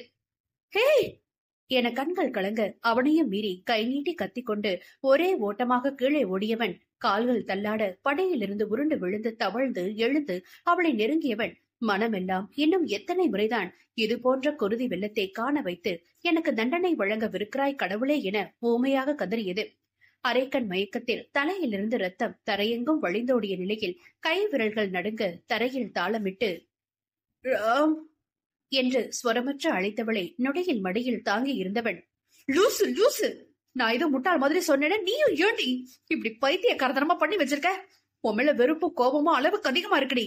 ஆனா ஒரு நாளும் நீ சாகணும் நான் நினைச்சதில்ல நேத்ரா என்று கண்ணீர் வழிய சொன்னவனை முதன் முறையாக மனதில் தோன்றிய ஏதோ ஒரு உணர்வோடு கண்கள் சொருக கண்ணீரோடு கண்டாள் அவள். சே, எல்லாம் ஏன் தப்புதான். நீ ஒரு மென்டல்னு தெரிஞ்சு உன்கிட்ட நான் இப்படி பேசியிருக்க கூடாது என தன்னையே நொந்து கொண்டு அவளை மருத்துவமனை கொண்டு செல்ல கையில் ஏந்த போக என அவனை தடுத்தவள், இங்க சொன்ன மாதிரி நான் கீழே குதிச்சுட்டேன். இப்பயாவது என் மேல உங்களுக்கு நம்பிக்கை வந்துச்சா? பேச முடியாத அந்நிலையிலும் அவள் விடுவதா இல்லை. ஹே, இப்ப எதுவா முக்கியம்? முதல்ல ஹாஸ்பிட்டல் போன அமைதி அருடி என கடித்துக் கொண்டு அவளை கையில் ஏந்த முற்பட, நம்பிக்கை வந்தா மட்டும் என்ன ஹாஸ்பிட்டல் கொண்டு போங்க, இல்லைன்னா அப்படியே வெட்டுங்கறா. நான் செத்தா அப்படி ஒண்ணு உங்களுக்கு பெரிய இழப்பு கிடையாது என்று சொல்லும் போதே என கண்கள் மேலே சுருகி நெஞ்சு கூடு வேகமாக மேலேறியது. ஏ பைத்தியமே, எந்த நேரத்துல பிடிவாதம் பண்ற பாடி, இல்லைன்னா செத்து போயிடுவ என்ற வார்த்தையில் அவனுக்கும் கண்ணீர் சொரிந்தது. நான் செத்தா உங்களுக்கு நிம்மதி தானே ராம், விட்டுங்களேன். எப்படியும் இன்னும் கொஞ்ச நாளா உயிரோட இருந்து செத்த போன மாதிரிதான் ஆக போறேன். அது உண்மையா இப்பவே நடக்கட்டுமே என்றவள் சொல்லும்போது அவளின் இரத்த காயம் கொடுக்கும் வேதனையை இந்த நினைப்பின் வேதனைதான் கொடுமையாக இருந்தது. ஆனால் அதை அவன் இருந்த பதட்டத்தில் உணராமல் விட்டானே. நேத்ரா, தேவையில்லாம பேசி நேரத்தை வீணாக்காதரி, எனக்கு பயமா இருக்கு. குரல் நடுங்கி போனவனை கண்டு ரண புன்னகை சிந்தி, நம்பிக்கை வந்தா மட்டும் என்ன தூக்கிட்டு போங்கறாம், இல்லனா விட்டுருங்க பிளீஸ். வார்த்தைகள் வராமல் உறுதியாக கூறியவளின் தலை தொங்கி போனது. அதிர்ச்சியானவன் இதயம் நின்றுவிட்ட உணர்வு. சாகும் தருவாயிலும் என் ஒன்றுமில்லாத நம்பிக்கையை சம்பாதித்து என்ன செய்ய போகிறாள் இவள் என்று அவன் மூளை அப்போது அவளை கடிந்து கொள்ள, மனசாட்சியோ மீண்டும் ஒரு தீஷாவாக இவளையும் மாற்றப் போகிறாயா என எள்ளி நகையாடியது. அவனையும் மீறிய அவன் ஆள் மனதில், நம்புறேன், உன்னை நம்புறேன்டி என கத்தி கூச்சலிட்டாலும் வெளியே ஒப்புக்கொள்ளதான் மனம் வரவில்லையே. புத்தி பேதலித்தவன் போல தலையிலிருந்து குருதி கொட்டும் அவளை நெஞ்சோடு இறுக்கி பிடித்திருந்ததை சத்தம் கேட்டு வெளியே ஓடி வந்த குடும்பம் பார்த்து அதிர்ந்து போனது. சுதாகரித்த வர்மன் தாமதிக்காமல் நேத்ராவை மருத்துவமனைக்கு கொண்டு வந்து சேர்த்து விட்டான். பனி, பத்மா நினைவுகள் எல்லாம் 3 வருடத்திற்கு முன் அன்று மாடையில் துணி காய போட போன தீஷாவின் தலையில் ஒருவன் பலமாக தாக்கிச் சென்ற இடத்தில் பேச்சு மூச்சு இல்லாமல் ரத்தத்தால் அலங்கரித்து கிடந்தவளின் முகத்தையும் இன்று நேத்ராவின் குருதி வழிந்த கண்மூடிய முகத்தையும் ஒப்பிட்டு பார்த்து நெஞ்சு பதறி கண்ணீர் விட்டனர். இப்ப என்னடா பண்ண போற? இல்லாத நினைச்சு உயிரோட உள்ளவள சாகடிக்க போறியா? வர்மனின் அழுத்தமான வார்த்தையில் பதில் சொல்ல தெரியாமல் முகத்தை இரு கைகளால் மூடி கண் கலங்கினான் ஆடவன். முதலில் அவள் மீது நம்பிக்கை முழுதாக வந்து விட்டதா என்று கேட்டால் மனசாட்சிக்கு புரிந்தது. அவன் மூளைக்கும் அவனுக்கும் புரியவில்லை. அதுவே உண்மை. அதுவும் நேத்ராவுடன் சேர்ந்து வாழ்வதை பற்றியெல்லாம் கனவில் கூட நினைத்து பார்க்க முடியவில்லை அவனால். தேஷாவுடன் திருமணமாகி தற்போது 4 வருடங்கள் கூட முழுதாக நிறைவடையவில்லை. அவளோடு ஊனும் உயிருமாக உடல் பின்னி மகிழ்ச்சியாக வாழ்ந்த காலம் என்னவோ மிகவும் குறைவு. எளிதில் கணக்கிடும் வகையில் 1 வருடம் கூட முழுதாக அவளோடு வாழவில்லை. மீதம் ஒரு 8 என்பது மாதகாலம் கோமாவில் இருந்தவள் கயவர்களின் சூழ்ச்சியால் இப்போது மொத்தமாக உயிர் துறந்து சென்று விட்டாள். இன்று அதே நிலையில் நேத்ரா. ஆனால் அவள் மீது காதல் ஒரு துளி கூட இல்லையே. அதற்காக அவள் சாகட்டும் என்று நினைக்கும் அளவுக்கு அவன் முன்றும் கொடூர அரக்கணம் இல்லை. முதலில் அவள் நல்லபடியாக கண் வழிக்கட்டும். பிறகு எதுவாக இருந்தாலும் மெதுவாக அவளிடம் பேசி புரிய வைத்து அவள் வீட்டிற்கு அவளை நல்லபடியாக அனுப்பி வைத்து விடலாம் என்ற எண்ணத்தில் வர்மனுக்கு வெற்று பார்வை ஒன்றை மட்டும் பதிலாக கொடுத்து மருத்துவர் வருவைக்காக கண்மூடி காத்திருந்தான். அவள் குழம்பிய முகத்தை கண்டு வேறு எதுவும் பேசாமல் காரை கிளப்பினான் நரேன். ஸ்ருதிக்கு மூளையே வேலை செய்யாத நிலையில், அன்று ஹோட்டல் அறையில் நரேன் இல்லை என்றால் அப்போது வேறு யார் தன்னிடம் தவறாக நடந்து கொள்ள முயற்சித்தது என்ற நினைப்பை பைத்தியம் பிடிப்பதைப் போல இருந்தது அவளுக்கு. 6 மாதத்திற்கு முன் அப்போதுதான் நேத்ரா வெளிநாட்டில் தன் படிப்பையும் முடித்து அங்கு நரேன் தொடங்கி இருந்த கம்பெனியையும் சிறிது காலம் பார்த்துவிட்டு தாய் நாட்டுக்கு வந்தாள். பல வருடங்கள் கழித்து தோழி வந்த மகிழ்ச்சியில் ஸ்ருதி, நேத்ரா, ரேஷ்மா, சுஷ்மா என தோழிகள் அனைவரும் ஒன்றாக கூடி பிரபல ஹோட்டலில் ரூம் எடுத்து பார்ட்டிக்கு ஏற்பாடு செய்து அங்கே சென்றனர். நேத்ரா, ரேஷ்மா, சுஷ்மா எல்லாம் பயங்கர தண்ணி போட்டு ஹோம் தியேட்டரில் வாயில் நுழையாத இங்கிலீஷ் பாடலை ஒலிக்கவிட்டு தலையை விரித்து போட்டு ஆட்டம் பாட்டம் என்றிருக்க, ஸ்ருதியோ அங்கிருக்கும் சைடிஷான சிக்கன் ஐட்டங்களை பிரித்து மேய்ந்து கொண்டிருந்தாள். கையில் மது கோப்பையுடன் தள்ளாடி கொண்டு அவளிடம் வந்த சுஷ்மா, ஹே ஸ்ருதி, நேனு தனியா உட்காந்து சிக்கன் லாலிபாப் சாப்பிட்டு இருக்க, எங்களோட வந்து ஒரு பெக் அடிச்சுட்டே ஆடு, அப்பதான் பார்ட்டியை என்ஜாய் பண்ண முடியும் என்று அவளை பிடித்து மம்படியாக இழுக்க, இல்ல சுஷ், நான் அங்கே இருந்து பாக்குறேன், நீ போய் என்ஜாய் பண்ண என்று அவள் மரம் மறுக்கவும், சரி நீ இங்க இருந்தே பாரு, ஆனந்தா இந்த ஜூஸையாவது குடிச்சுக்கிட்டே பாரு என ஃபேண்டா பாட்டில் ஒன்றை அவளிடம் கொடுத்து விட்டு செல்லவும், ஸ்ருதியும் ஜூஸ் தானே என நம்பி அதை குடித்தவளுக்கு சிறிது நேரத்தில் எல்லாம் தலை சுற்றி கொண்டு வந்தது. வேறு அறைக்கு ஆண்கள் பேச்சுலர் பார்ட்டிக்கு செல்ல வேண்டிய ட்ரே மாறி இவர்கள் அறைக்கு வந்திருந்ததால் குளிர்பானத்தில் மது கலந்து வந்தது தெரியாமல் சுஷ்மா கொடுக்கவும் இவள் குடித்து விட்டாள். தலையை பிடித்துக் கொண்டு தள்ளாடி எழுந்தவளுக்கு பார்க்கும் அனைத்தும் 2 தெரிய தோழிகளோடு நடனத்தில் ஐக்கியமாகி சத்தம் போட்டு மானாவாரியாக ஆடியவளை அடக்க வழி தெரியாமல் மொழி பிதுங்கி போயினர் 3 பெண்களும். ஹே, இவ எப்படி குடிச்சா? யாரு குடுத்தது? நேத்ரா சத்தம் போட, நான் தான் ஜூஸ் நினைச்ச ஃபேண்டா பாட்டில் ஒண்ணு கொடுத்துட்டேன் சுஷ்மா என்று சொல்லவும் அவளை முறைத்த நேத்ரா, நம்மள பத்திரமா பார்த்து வீட்டுக்கு கூடி போக வேண்டியவளே மட்டை ஆயிட்டா, இனிமே போனா ரொம்ப ஓவர் ஆயிடும், அப்புறம் நாமளும் மட்டை ஆயிட்டா இங்கதான் இருக்கணும், இவ எங்க இருக்கட்டும், நாம போய் இந்த ரூம் அலங்கோலப்படுத்தி வச்சதுக்கு பில் கட்டிட்டு இவளை தூக்கிட்டு போவோம் என மூவரும் ஒருவருக்கு ஒருவர் பிடிமானமாக பிடித்துக் கொண்டு அரைக்கதவை லேசாக சாத்திவிட்டு சென்று விட்டனர். அவர்கள் சென்றதும் தட்டு தடுமாறி எழுந்து தோழிகள் பெயரை சொல்லி, நேத்து எங்க இருக்க சுஷ், இன்னொரு ஜூஸ் கிடைக்குமா? என்ன யாரையும் காணோம் என தள்ளாடி கொண்டே உளறியவாறு அரைக்கதவை திறந்து கொண்டு வெளியே வந்தவள் அவள் அறைக்கு 2 அறை தள்ளி இருந்த மற்றொரு அரைக்கதவில் கை வைக்கவும் அது தானாக திறந்து கொள்ள, ஓ, உள்ள இருக்கீங்களா, இதோ வர என உள்ளே சென்றவள் அந்த அறை முழு இருட்டாக இருக்கவும் லைட் ஆன் செய்ய சுவிட்ச் தேடியவளை ஒரு கரம் அணைத்து அவளிடம் தவறாக நடந்து கொள்ள முயற்சித்துக் கொண்டிருக்கவும் அந்த போதையிலும் தன் மானத்தை காத்துக்கொள்ள எண்ணி அந்த கயவனை அடித்து காயப்படுத்தி அவளால் முடிந்த முயற்சிகளை செய்து கொண்டிருந்தாள். தெம்மச்சி, இதென்னடா, எவ்வளவு குடிச்சாலும் போதையே ஏறல? ஒருவன் கையில் ஜூஸ் பாட்டிலுடன் சலிப்பாக சொல்ல, ஆமாடா, இதுக்கு பேசாம ஒரிஜினல் சரக்கையே வாங்கியிருந்துக்கலாம். நீதான் திடீர்னு என் ஃபியான்சி வந்து பாத்துட்டா பிரச்சனை ஆயிடும், கல்யாணத்தை நிறுத்திடுவான்னு பயந்து ஜூஸ்ல சரக்க மிக்ஸ் பண்ண சொல்லிட்ட. மற்றொருவன் புது மாப்பிள்ளையான நண்பனை முறைத்தான்.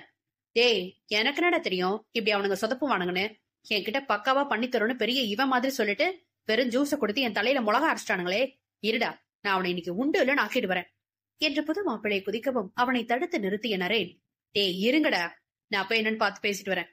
இவன் போனா டென்ஷன்ல ஏதாவது ஏடாகுடமா பண்ணி வச்சுட்டா அப்புறம் கல்யாணத்தை நடந்த மாதிரிதான் என நண்பர்களிடம் சொல்லிவிட்டு வெளியே வந்த நரேன் ஒரு அறையிலிருந்து முடகல் சத்தம் கேட்கவும் குழப்பமான சத்தம் வரும் அறையை நோக்கிவிட்டு செல்ல முனைய, மேலும் அந்த சத்தம் அதிகரிக்கவும் ஏதோ ஒன்று சரியில்லை என நினைத்து கதவை அடித்து திறந்து கொண்டு அவன் உள்ளே வரவும் உள்ளே இருந்த அந்த மர்ம உருவம் வெளியே தெரிந்த வெளிச்சம் மூலமாக அவனை அடையாளம் கண்டுகொண்டு நொடியில் ஸ்ருதியை விட்டுவிட்டு அவனை தள்ளி கொண்டு வெளியே ஓடியது.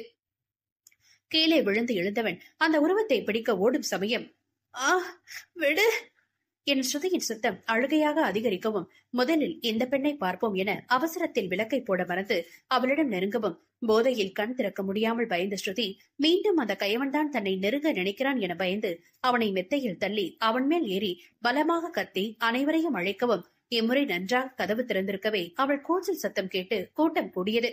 நரேன்தான் தன்னிடம் தவறாக நடந்து கொள்ள முயற்சித்தான் என்று காப்பாற்றியவன் மீதே பழி சுமத்தி அவன் வெறுப்பையும் பெற்றுக் கொண்டாள் அவள். அத்தியாயம் 20. காரில் நிசப்தமான பெருத்த அமைதி. டிரைவிங் சீட்டில் அமர்ந்திருந்த நரேன் சீரான வேகத்தில் காரை ஓட்டிச் சென்றவன் என்ன நினைத்தானோ, ஆள் அரவமற்ற இடத்தில் காரை நிறுத்தியவன் அவனும் எப்போது காரை கிளப்புவான் அப்போது காரை கிளப்புவான் என்று முகத்தை அடிக்கடி நிமிர்ந்து பார்ப்பதும் பின் வெளியே வேடிக்கை பார்ப்பதுமாக அன்றைய நினைவில் மூழ்கி குழம்பி தவித்த ஸ்ருதிக்கு கடுப்பாகி போனது. எப்படி சிந்தித்தும் அன்று இவன்தான் தன்னிடம் தவறாக நடந்து கொள்ள முனைந்தது என்ற எண்ணத்திற்கே வந்து நின்றாள். அவனும் ஸ்ருதி மீது உள்ள கோபத்தை அடக்க முடியாமல் கார் சீட்டில் சாய்ந்து கண்மூடி கேசத்தை பெண்ணுக்கு தள்ளிய இரு கரங்களை நெற்றியின் மேலே அப்படியே நிறுத்தி தன்னை ஆசுவாசம் செய்ய நினைத்தான். இருப்பினும் எத்தனை முறை தன் மீது தவறில்லை என சொல்லியும் தன்னை நம்ப மறுக்கும் அவள் மீது வெளியேறிக் கொண்டே செல்வதை என்ன செய்தும் தடுக்க முடியாமல் எப்போது வேண்டுமானாலும் அவளை கொன்றுவிடும் வேகத்தில் சீற்றத்தோடு இருப்பவனை சீண்டினாள். என்னென்ன விபரீதம் நடைபெறுமோ. கை கடிகாரத்தை திருப்பி பார்த்தாள் ஸ்ருதி. மணி நள்ளிரவு 3 தாண்டி இருக்க உறக்கம் வேறு கண்ணை கட்டியது. இந்த நேரத்திலேயே அந்த சைக்கோ கிட்ட வந்து சிக்கிக்குவோம், தூக்கம் வேற வருதே, இன்னும் எவ்வளவு நேரம் கார் எடுக்காம நிறுத்தி வச்சிருப்பான் என காருக்குள் நொந்து போய் அமர்ந்திருந்தவள் வேறு வழியின்றி அவள் மீது பாய தயாராக இருந்த சிங்கத்தை சொரிந்துவிட துடைந்து விட்டாள் போலும். நரேன், மெதுவாக அவன் பெயரை அழைத்திட பதில் இல்லை. அவனிடம் ஆழ மூச்சு எடுத்தவளாக, நரேன், டைம் என்ன ஆச்சுன்னு பாத்தீங்களா? நான் காலையில ஆபீஸ் வேற போகணும். கொஞ்ச நேரமாவது நான் தூங்கி ரெஸ்ட் எடுத்தாதான் மார்னிங் என்னால ரெஃப்ரெஷ்ஷா ஃபீல் பண்ண முடியும். நீங்க என்ன கூட்டிட்டு கூட போக வேண்டாம் பிளீஸ். கார் டோரை மட்டும் ஓபன் பண்ணுங்க, நான் நடந்தே என் வீட்டுக்கு போய்க்குவேன். தூக்க கலக்கத்தில் கண்ணை கசக்கி கொண்டு ஒளிந்தவளின் தாடை ஆடவனின் கையில் பிடிப்பட்டு நொறுங்காத குறைதான். ஏய், நாங்க நீ கொடுத்த அவமானத்தை நினைச்சு கொதிச்சுக்கிட்டு இருக்கேன். என் தூக்கத்தை கெடுத்துட்டு உனக்கு ஓன் துருக்கும் பெருசா போச்சாடி.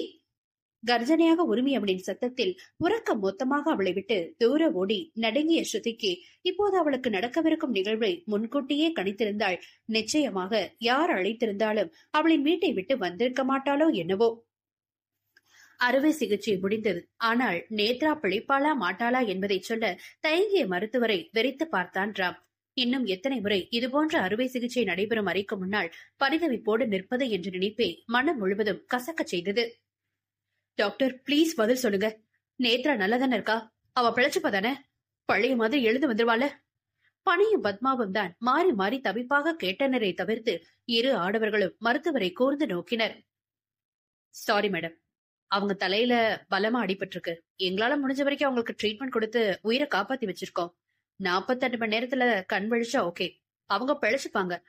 பட் அதுக்கு மேல போனா சொல்றதுக்கு ஒண்ணும் இல்ல. ப்ரே டு காட் என்று மருத்துவர் சென்று விட்டார். அதை கேட்ட ராம் தலையில் கை வைத்து பொத்தென இருக்கையில் அமர்ந்தவன் மனம் முழுக்க குற்ற உணர்ச்சிதான் தலைவிரித்து ஆடியது. தான் மட்டும் அப்படி ஒரு விபரீத வார்த்தையை விட்டு விடாமல் இருந்திருந்தால் உள்ளே இருப்பவளுக்கு இந்த காலக்கெடுவெல்லாம் இப்போது தேவைப்பட்டிருக்காதே என்று நினைக்கும் போதே தொண்டையில் ஏதோ பெரியதான இரும்பு குண்டு மாட்டிக்கொண்டு விழுங்க முடியாத உணர்வு. டே ராம், நேத்ராவுக்கு ஒண்ணு ஆகாது, தைரியமா இருடா. சாப்பாடு வாங்கிட்டு வந்திருக்கேன், இந்தா முதல்ல சாப்பிடு, கொஞ்ச நேரம் ரெஸ்ட் எடு, அப்புறம் எதுவா இருந்தாலும் பேசிக்கலாம் என்று வர்மன் சொன்னதோடு இல்லாமல் உணவை பிரித்து ஒரு வாய் எடுத்து அவன் வாயருகே கொண்டு சென்றதுதான் தாமதம். ஐசியு அறையிலிருந்து டாக்டர், டாக்டர் சீக்கிரம் வாங்க என்றபடி அலறி அடித்து ஓடி வந்த செவிலியை கண்டு அனைவரும் பதட்டத்தோடு எழுந்து ஐசியுவுக்கு ஓட அங்கு நேத்ராவுக்கு பொருத்தியிருந்த அனைத்து கருவிகளும் பேய்ந்து தாறு மாறாக சிதறி கிடப்பதை கண்டதும் அனைவரும் அதிர்ச்சியில் உறைந்து போயினர். ஐயோ, என்னது, யார் இப்படிலாம் பண்ணது? நெஞ்சில் கை வைத்து கத்தி விட்டனர் பெண்கள் இருவரும். வர்மனும் புரியாமல் சுற்றிலும் பார்த்து யாராவது வந்ததற்கான தடயம் தென்படுகிறதா என்று தேடுவதில் முனைந்திர ராமுவின் பார்வையோ அங்கு கண்கள் மூடி செயற்கை காற்று இல்லாமல் மூச்சுக்கு தவித்துக் கொண்டிருக்கும் நேத்ராவை தவிப்போடு கண்டு நொடியில் அவளிடம் தாவ இருந்தவன் என்ன நினைத்தானோ, தனது மூச்சு காற்றை அவள் வாழ் வழியே செலுத்த தொடங்கவும் அங்கிருந்த அனைவரும் மேலும் அதிர்ச்சியுற்றவர்களாக ஒருவரை ஒருவர் பார்த்து கொண்டனர் என்றால் அக்காட்சியை பார்த்து என்று பெரும் சத்தமிட்டு கத்திக் கொண்டிருந்தது கொடிய உருவம் ஒன்று. நோ நோ, அவ பழிக்க கூடாது, அவ சாக வேண்டியவராம். அவளுக்கு பாகம் பார்க்காதீங்க. நான் உங்ககிட்ட இருந்து பெரிய காரணமா இருந்தவளே இவளும் இவ குடும்பமும் தான். இவ உயிர் பழைக்க கூடாது ராம். உங்க மூச்சு காத்து கூட அவன் மேல படக்கூடாது. அவளை கொல்லணும், அவளை கொல்லணும். அதுக்கு தானே எல்லாத்தையும் பிடிங்கி போட்டு அவளை சாகடிக்க பார்த்தேன். எல்லா நர்ஸும் பொம்பளையால வந்தது. அவ மட்டும் இன்னும் கொஞ்ச நேரம் கழிச்சு பொறுமையா உள்ள வந்திருந்தா இந்நேரம் அந்த நேரத்துல செத்து புடமாகியிருப்பா.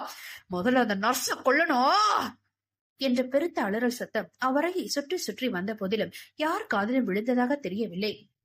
அவசரமாக ஓடி வந்த மருத்துவர் வேறு கருவிகளை அவள் உடலில் துரிதமாக செலுத்தி ராமை தட்டிட முயற்சிக்க அவள் இதழை விட்டு அவன் நிமிர்ந்ததும் சுவாச குழாயை அவளுக்கு செலுத்தி நேத்ராவின் உயிருக்கு தற்போது எந்த பாதிப்பும் இல்லை என்று சொன்ன பிறகுதான் ராமின் சுவாசம் சீரானது.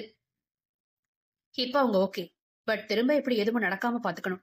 இத்தனை பாதுகாப்புகளை மீறி இவ்வளவு தைரியமா யார் இப்படி கொடூர வேலையை பண்ணிருப்பா? அதுதான் ஒரே மர்மமா இருக்கு. மருத்துவர் சந்தேகமாக சொல்லிக் கொண்டு இருக்கும் போதே, டாக்டர், இந்த ஐசியூல டியூட்டி பார்த்த நர்ஸ் இப்ப கொஞ்ச நேரத்துக்கு முன்னாடி கூட உங்ககிட்ட அவசரமா ஓடி வந்தாங்களே, அவங்க பாத்ரூம்ல வழிக்கு விழுந்து செத்து போயிட்டாங்களா என்று இன்னொரு செவிலியர் சொன்ன செய்தியை கேட்டு அங்கிருந்த அனைவருக்கும் மனது படபடத்து போனது.